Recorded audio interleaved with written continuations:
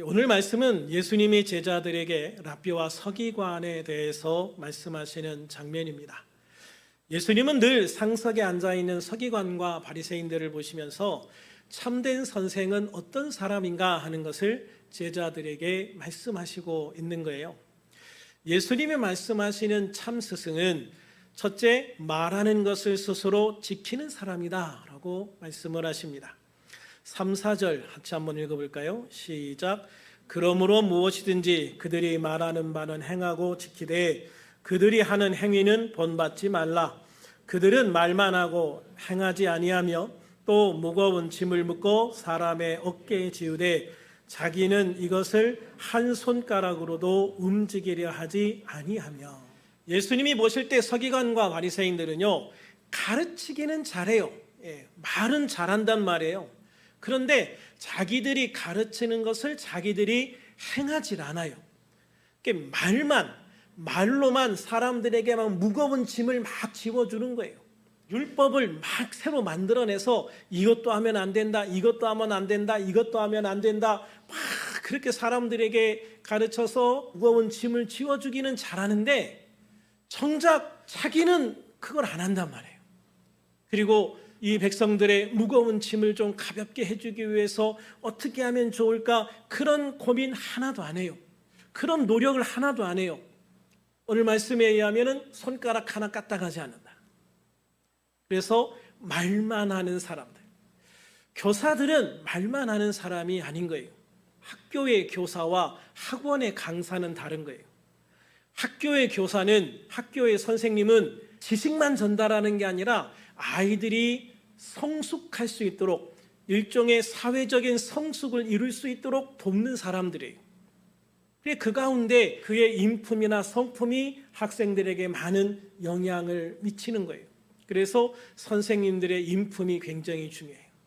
선생님들이 지식적으로 똑똑한 것도 중요하지만 이 아이들을 이해하고 사랑하고 품어줄 수 있는, 기다려줄 수 있는 그런 선생님들의 인품이 무엇보다도 중요한 게 학교라고 하는 기관인 거죠. 그에 반해서 학원은 그냥 지식만 잘 전달해 주면 되는 거예요. 그런데 안타까운 것은 요즘 학교들이 학원처럼 변해가고 있다는 거죠. 그게 제일 안타까운 거예요. 그래서 우리는 학교의 본래의 모습을 좀 찾았으면 좋겠다라는 생각을 많이 해요. 정말 학교의 본래의 모습, 그래서 학생들에게 단순한 지식을 가르치는 학교가 아니라 아이들의 사회적인 성장을 돕는 그런 학교가 되었으면 좋겠고 또 그런 선생님들이 많아졌으면 좋겠다라고 하는 희망을 가져봅니다. 교회는 더하지요. 교회는 단순히 설교를 통해서 성경 공부를 통해서 지식을 전달하는 곳이 아니에요. 교회는 우리의 삶을 함께 나누는 곳이에요. 그래서 어떻게 하면 하나님이 더 기뻐하시는 삶을 살 수 있을까? 어떻게 하면 하나님 앞에 더 귀한 축복 가운데 더 귀한 상급을 받는 그런 삶을 살 수 있을까? 그래서 우리가 말이 아닌 삶으로 보여주는 것이 교회다라고 생각을 해요. 그런데 이 서기관과 바리새인들은 말만 하고 아무것도 행하지 않고 실제적인 아무런 도움도 주지 않았다라고 하는 것을 지적받고 있는 것이에요. 그래서 우리가 생각을 해보면 선생의 문제뿐만 아니라 우리 모두에게 이것이 정말 중요한 모습이라고 생각을 해요. 교회를 좀 다니면은요, 지식적으로 좀 쌓여가요. 지식적으로 좀 쌓여가면은요, 영적으로 교만해져 가는 사람들이 많아요. 그래서 말은 잘해요. 이렇게 만나면 말은 정말 잘하거든요. 말만 하는 거 보면 정말 최고의 성도인 것 같아요. 그런데 문제는 삶을 보면 그 말을 못 따라가는 부분들이 많은 그런 성도들도 있다는 거예요. 그게 문제가 되는 것이죠. 우리는 말하는 것을 지키려는 노력이 필요한 거예요. 특별히 앞선 자들, 목사나 또 안수집사나 권사나 교사나 이렇게 다른 사람들의 앞에 서 있는 사람들은 더 특별히 그 말씀을 삶으로 보여주려고 하는 노력, 그것이 우리의 삶에 가장 중요하다는 것이죠. 그래서 부모도 우리 아이들에게 보여주는 삶을 살아야 돼요. 어른이 되면 저렇게 사는 거구나. 신앙인은 저렇게 기도하며 저렇게 예배하며 사는 거구나. 이렇게 우리 아이들에게 보여주는 거죠. 그래서 보여주어서 아이들이 따라올 수 있도록 만들어주는 것. 그게 교회 학교 교사고, 교회의 목사고, 교회의 권사고, 안수집사고, 집사의 모습이라는 거예요. 그래서 우리들은 말만이 아니라 보여줄 수 있는 교회가 되어지자. 저에게도 많은 도전을 준 말씀이기도 해요. 제가 이렇게 말한다고 해서 제가 잘하고 있다고 생각은 안 해요. 저도 무지 부족하죠. 저도 제가 요즘에 너무나도 제 부족함을 정말 절실하게 느끼고 있어요. 그래서 이 부족함들을 어떻게 극복하고 어떻게 해결해 나갈까를 몸부림치고 있는 중이거든요. 그래서 우리들이 정말 아는 지식이 아니라 이제는 삶으로, 행함으로 우리의 신앙을 표현할 수 있는 그런 교사가 되어졌으면 좋겠고, 또 그런 우리 모든 성도님들이, 저를 포함한 우리 모든 성도님들이 되기를 소망합니다. 야고보서 2장 17절 말씀에 보면은요, 행함이 없는 믿음은 그 자체가 죽은 것이다 라고 말씀하고 있죠. 그러므로 우리는 18절 말씀처럼 나는 행함으로 내 믿음을 내게 보이리라, 이런 고백을 하면서 이런 마음과 이런 자세로 우리 학생들을 대하고 또 우리 모든 성도들과 성도들과의 관계 속에서도 이런 삶의 모습을 보이고 세상 사람들 앞에서도 이런 모습을 보여줄 수 있는, 그래서 나는 믿음으로 말한다, 나는 믿음의 삶으로 말한다 라고 할 수 있는 그런 우리들이 되기를 축원합니다. 예수님이 말씀하시는 참 스승은 둘째로 사람이 아닌 하나님 앞에서 행하는 사람이라고 말씀하시고 있어요. 5절부터 7절 같이 한번 읽어볼까요? 시작. 그들의 모든 행위를 사람에게 보이고자 하나니 곧 그 경문띠를 넓게 하며 옷소를 길게 하고 잔치의 윗자리와 회당의 높은 자리와 시장에서 문안받는 것과 사람에게 랍비라 칭함받는 것을 좋아하느니라. 그렇습니다. 사람들은요, 사람들에게 인정받고 싶어하는 경우들이 많아요. 사람 앞에 자랑하고 싶어합니다. 사람 앞에서 높임을 받고 싶어합니다. 그런데 그런 모습은요, 스스로를 교만하게 만드는 거예요. 하나님이 가장 싫어하시는 사람이 어떤 사람인지 아시죠? 교만한 사람이에요. 가식적이고 위선적인 사람이에요. 그래서 예수님은 외식하는 사람들, 이런 사람들에 대해서 가장 강도 있게 비판을 하시요. 외식하는 자들아, 독사의 자식들아. 그래서 사람들에게만 보이려고 사람들이 있는 곳에서만 그럴듯하게 꾸미면서 행동하는 사람들, 그런 사람들을 예수님이 가장 싫어하셨다는 거예요. 예수님은 어떤 사람들을 좋아하실까요? 사람들이 보든 보지 않든 하나님 앞에서 행하는 사람들인 것이죠. 하나님은요, 언제나 어디에나 계십니다. 할렐루야. 어디에나 계셔요. 하나님을 피해서 도망갈 수 있는 곳이 없어요. 내가 혼자 있는 것 같은데 절대 내가 혼자 있는 곳이 없어요. 내가 아무리 땅속 깊이 들어가도, 내가 아무리 하늘 높이 올라가도, 우주에 올라가도 그곳에 하나님이 계셔요. 하나님이 없는 곳은 이 우주 전체 그 어디에도 없어요. 그렇기 때문에 우리가 하나님 앞에서 살아가려고 하다 보면 언제 어디에서나 나의 하나님 앞에 내가 바로 설 수밖에 없고, 늘 조심할 수밖에 없고, 더 열심히 노력할 수밖에 없어요. 그래서 하나님 앞에 서는 사람은요, 하나님 앞에서 진실한 사람이 되어져요. 성실한 사람이 되어져요. 겸손한 사람이 되어져요. 그러면 여러분, 하나님께서 나를 높여주시고 하나님께서 나에게 귀한 상급으로 채워주시는 것을 믿으시기를 바랍니다. 그러므로 교사들은요, 그리고 우리들은 항상 하나님 앞에서 겸손하고 진실하게 서서 주님께 인정받고 칭찬받고 상급받는 복된 하나님의 사람들이 되어질 수 있기를 주님의 이름으로 축원합니다. 마지막으로 예수님은 참 스승은 오직 하나님뿐이심을 기억해야 된다라고 말씀하세요. 진짜 스승은 하나님이시다. 8절 같이 한번 읽어볼까요? 시작. 그러나 너희는 랍비라 칭함을 받지 말라. 너희 선생은 하나요 너희는 다 형제니라. 아멘.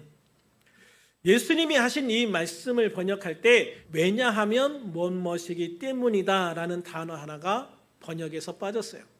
그러므로 생략된 이 단어를 넣어서 이 말씀을 다시 정확하게 번역을 해보면요, 너희는 랍비라 칭함을 받지 말라. 왜냐하면 너희의 선생은 하나이기 때문이다 라고 번역을 할 수 있어요.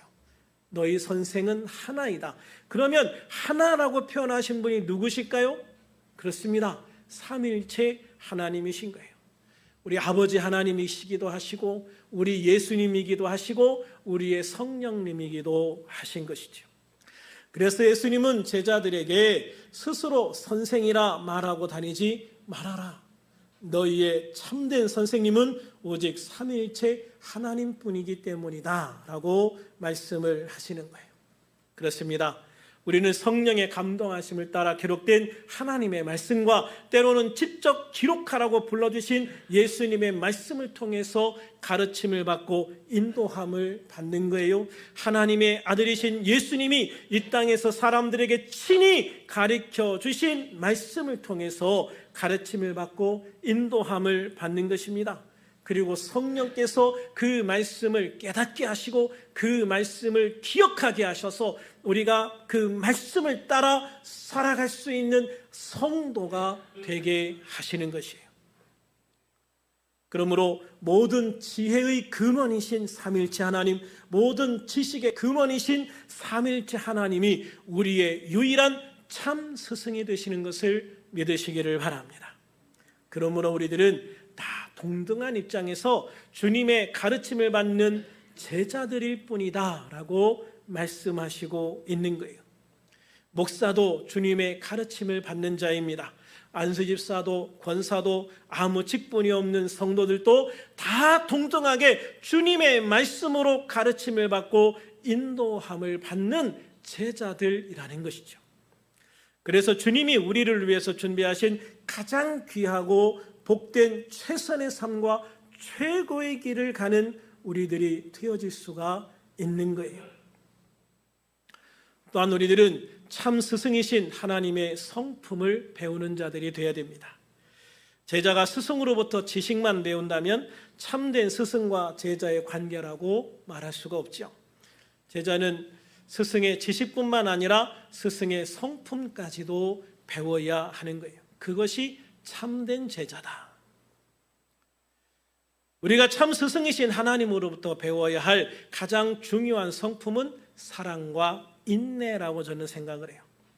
요한일서 4장 8절에 보면 사랑하지 아니하는 자는 하나님을 알지 못하나니 이는 하나님은 사랑이심이니라 라고 말씀하고 있습니다. 이어지는 16절에 보면 사랑 안에 거하는 자는 하나님 안에 거하고 하나님도 그의 안에 거하시느니라 라고 말씀하고 있습니다. 여러분, 결국 하나님의 사랑을 모르면 하나님을 모르는 것과 같다라고 말씀하시는 거예요. 그러므로 우리는 하나님의 사랑을 알고 하나님의 사랑을 배우고 하나님의 사랑을 나누며 살아가야 하는 것이죠.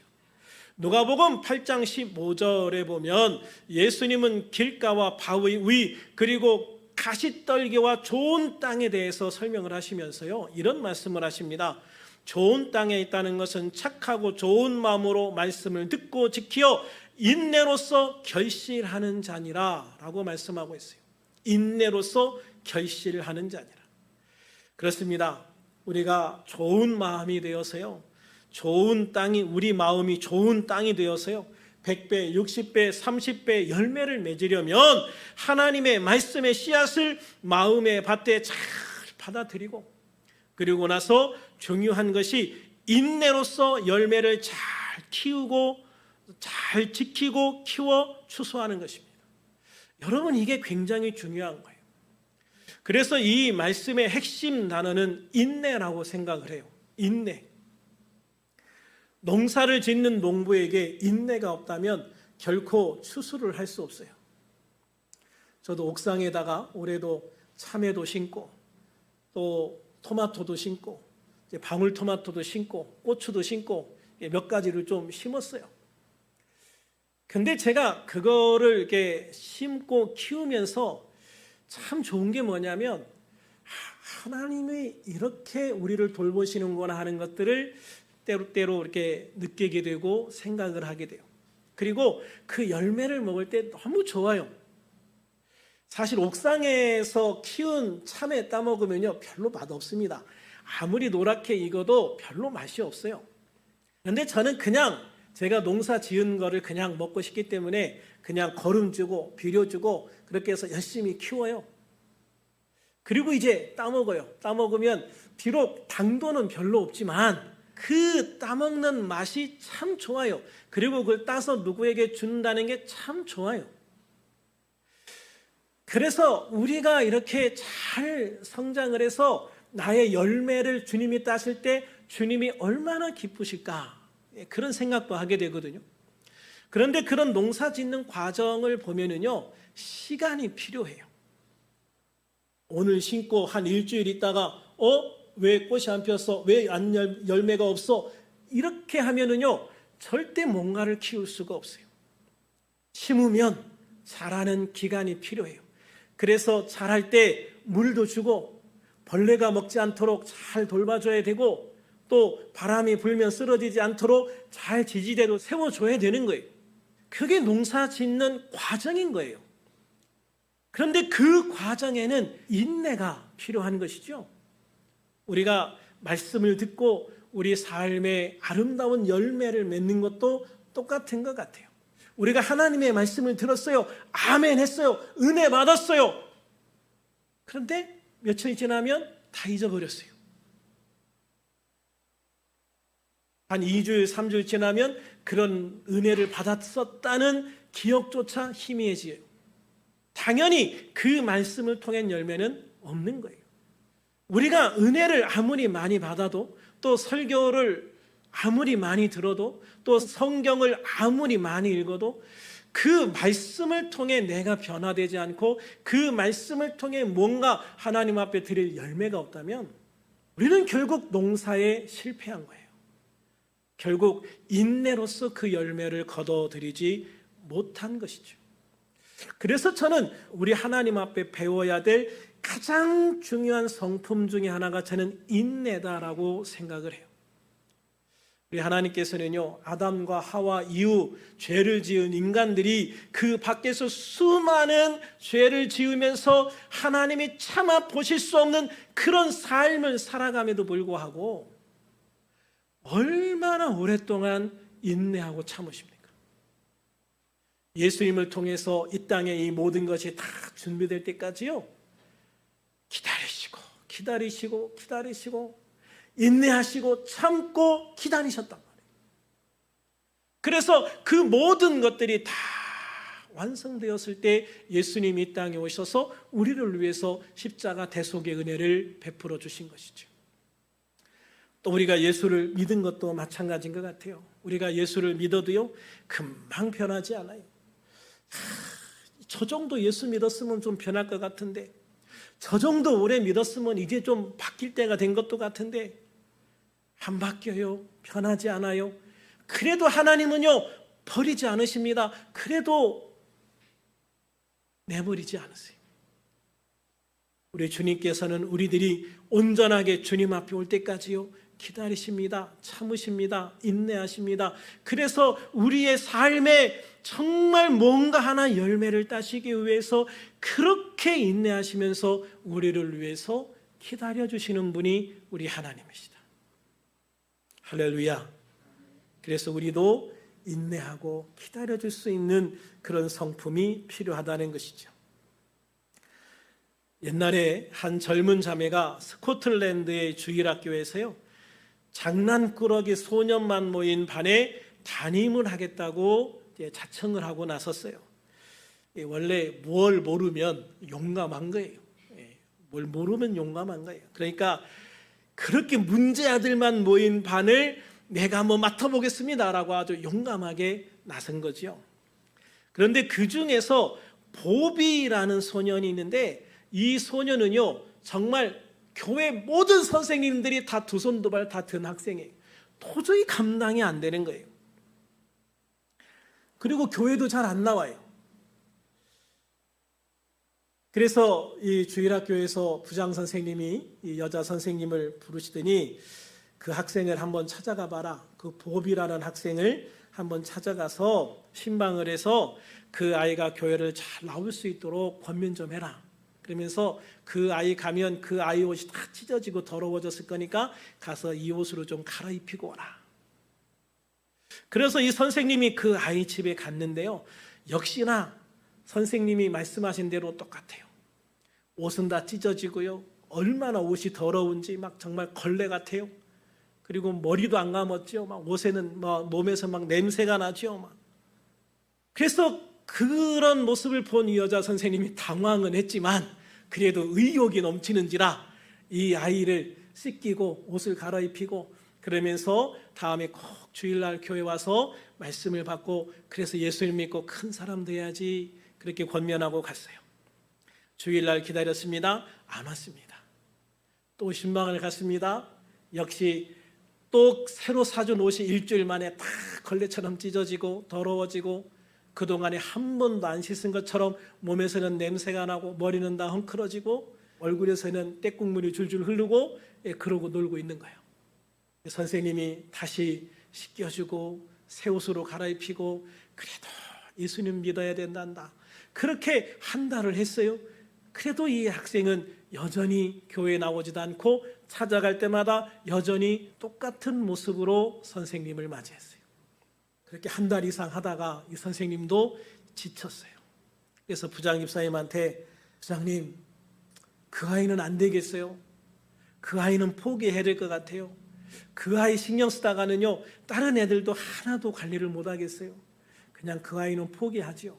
그때 이 부장 집사님이 이 선생님을 탁 쳐다보시면서 그윽하게 한마디 하십니다. 선생님 화이팅! 끝까지 해봅시다. 끝까지 해봅시다. 그래서 이 선생님은 어쩔 수 없이 다시 새 옷을 사들고 이 아이를 찾아가기를 반복을 했습니다. 여러분, 그렇게 6개월을 하고 7개월을 하고 8개월을 했어요. 그럴 때 이 학생이 드디어 교회를 나오기 시작을 했습니다. 옷이 깨끗한 옷, 지난주에 준 옷 그대로 입고 찢어지지 않은 옷을 입고 새 옷을 입고 교회를 오기 시작을 했어요. 그리고 이 아이가 말씀의 은혜를 받기 시작했고요. 그 다음에 이 아이가 자라서 정말 위대한 선교사가 되어집니다. 그 선교사님 이름이 바로 로버트 스미슨이라는 중국 선교사님이신데요. 이 보비라는 이름은 어릴 때 불렀던 애칭이고요. 이 정식 이름은 로버트 스미슨 목사님인데 이 선교사님이 중국에 가서 하신 가장 중요한 일이 뭐냐면 성경을 중국어로 번역한 거예요. 그래서 이 선교에 굉장히 중요한 역할을 하게 되어졌다는 것이죠. 만약 그 선생님이 한 달 만에 포기했다면 어떻게 됐을까요? 그는 그냥 평생 말썽꾸러기로 자라다가 뭐 전과자가 되든지 뭐 그렇게 했겠죠. 그런데 그 선생님의 사랑이, 그 선생님의 인내가 결국 이 아이를 변화시켜서 정말 선교 역사상 정말 중요한 중국 선교의 분수령을 만든 그런 중요한 역할을 하는 선교사님이 되어질 수 있었던 것이죠. 그러므로 우리는 인내함으로 아이들을 가르쳐야 될 것 같아요. 우리 아이들을 보면서 좀 인내합시다. 아멘. 예. 우리 아이들을 보면서 조금 인내하고 조금 더 기다려주고 조금 더 참아주고 할렐루야. 그러면서 사랑을 주면 우리 아이들이 나중에 정말 더 훌륭한 하나님의 사람이 되어질 줄로 믿습니다. 또한 우리는 참 스승이신 하나님으로부터 선하신 하나님의 성품을 배워야 됩니다. 로마서 12장 2절에 보면은요, 너희는 이 세대를 본받지 말고 오직 마음을 새롭게 함으로 변화를 받아 하나님의 선하시고 기뻐하시고 온전하신 뜻이 무엇인지 분별하도록 하라라고 말씀하고 있습니다. 그러므로 우리들은 말씀을 통해서요, 하나님의 선하시고 온전하신 뜻이 무엇인지를 배워야 되고요, 악한 것을 분별하여 버릴 수 있는 능력을 키워야 됩니다. 그래서 하나님이 기뻐하시는 것이 무엇인지, 하나님이 미워하시고 싫어하시는 것이 무엇인지를 분별할 수 있어야 되는 거예요. 할렐루야. 소크라테스의 이야기를 읽다 보면 이런 일화가 있습니다. 어느 날 아테네 군관 학교를 갓 졸업한 풋내기 청년 장교가 있었는데요, 소크라테스를 찾아와서 자기가 공부한 지식을 막 자랑하기 시작을 했습니다. 우리 선생님이 언제든지 좋은 사람은 행렬의 앞과 뒤에 세우고 나쁜 사람은 가운데 세우라고 가르쳐 주셨어요. 야, 참 좋은 거 가르쳐 주셨구나. 그런데 좋은 사람과 나쁜 사람을 어떻게 분간하라고 가르쳐 주시더냐? 그랬더니 청년 장교가 갑자기 당황을 하더니, 그건 안 가르쳐 주셨는데요? 그건 안 가르쳐 주셨는데요? 그러자 소크라테스가 그 청년을 착 째려보면서 그럽니다. 야! 당장 가서 그 선생님에게 준 학비 도로 찾아가지고 와. 왜 그랬을까요? 선과 악의 구별과 그 판단 기준을 가르쳐주지 않은 상태에서 어떤 사람이 악한 사람이고 어떤 사람이 좋은 사람인지 선한 사람인지 가르쳐주지 않으면서 어떤 사람을 앞에 세우고 어떤 사람을 중간에 세우고 어떤 사람을 뒤에 세우라고 말해준 거예요.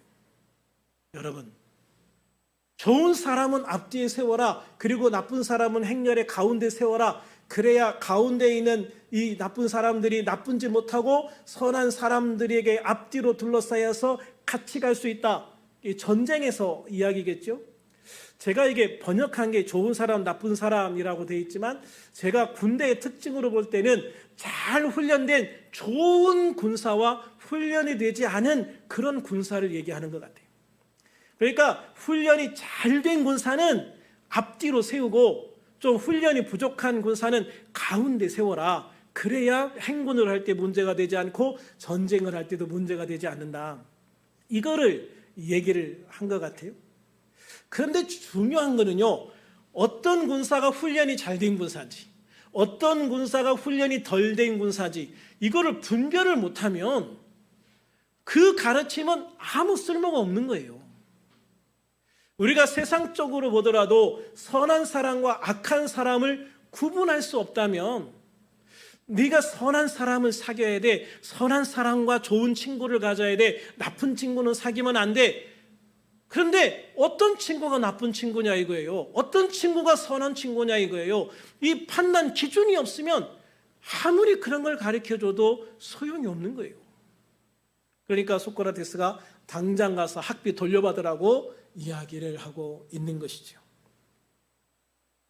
그러므로 우리들은 참된 스승 되신 주님의 가르치심을 통해서요, 참된 진리가 무엇인지를 배워야 되고 하나님의 선하심과 악한 것을 분별할 줄 아는 지식을 배워야 돼요. 그런 지혜를 배워야 돼요.